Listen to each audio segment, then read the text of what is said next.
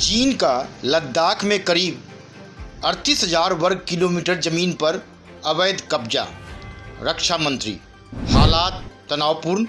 संसद में बोले रक्षा मंत्री, चीन की कथनी और करनी में फर्क है। मुंह से मीठा मीठा, हाथ में हथियार वाली बात से नहीं बनेगी बात। राजनाथ बोले, चीन ने की भड़काने वाली कार्रवाई, हमने दिया जवाब। देश की सुरक्षा के लिए जितना भी कड़ा कदम उठाना पड़े उठाएंगे। भारत की तरफ से पहली बार स्वीकार किया गया है कि चीन ने लद्दाख में करीब 38,000 वर्ग किलोमीटर ज़मीन पर अवैध कब्जा कर रखा है। हालांकि इस बात की जानकारियां साझा करने की मांग कांग्रेस सहित विपक्षी पार्टियां लगातार कर रही थीं, लेकिन इसे टाला जाता रहा। अब आज रक्षा मंत्री राजनाथ सिंह ने अवैध कब्जे के बारे में जानकारी दी। वह आज भारत चीन बॉर्डर पर हालात के बारे में उच्च सदन राज्यसभा में यह जानकारी दे रहे थे। उन्होंने बिना लाग लपेट के साफ साफ शब्दों में कहा कि चीन ने लद्दाख में करीब 38,000 वर्ग किलोमीटर ज़मीन पर अवैध कब्जा कर रखा है। सिंह ने कहा कि चीन की गतिविधियों से साफ है कि उसकी कथनी और करनी में अंतर है। उन्होंने कहा कि इसका सबूत ये है कि बातचीत के बावजूद चीन की तरफ से 29-30 अगस्त को भड़काने वाली कार्रवाई की गई। रक्षा मंत्री ने साइनो पाकिस्तान बाउंड्री एग्रीमेंट का भी हवाला दिया, जिसके तहत पाकिस्तान ने अवैध रूप से 5,180 वर्ग किलोमीटर की भारतीय ज़मीन चीन को दे दी है। सिंह ने कहा कि चीन अरुणाचल प्रदेश में 90,000 वर्ग किलोमीटर भूमि पर भी दावा करता है।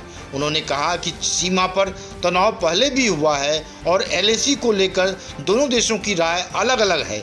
मई में चीन ने गलवान में भारतीय सैनिकों की पेट्रोलिंग रोकी। भारतीय सैनिकों ने 15 जून को गलवान में PLA को तगड़ा जवाब दिया। जवानों ने इन सभी घटनाओं के दौरान जहां संयम दिखाना था वहां संयम दिखाया और जहां शौर्य की जरूरत थी वहां शौर्य दिखाया। राजनाथ ने आगे कहा कि चीन ने जो भी किया वह द्विपक्षीय समझौतों का उल्लंघन है। उन्होंने कहा, चीन ने बॉर्डर पर सैनिक जुटाए जो कि 1993 और 1996 में हुए समझौतों के खिलाफ है। सीमावर्ती इलाकों में शांति के लिए line of actual control LAC का सम्मान बेहद ज़रूरी है।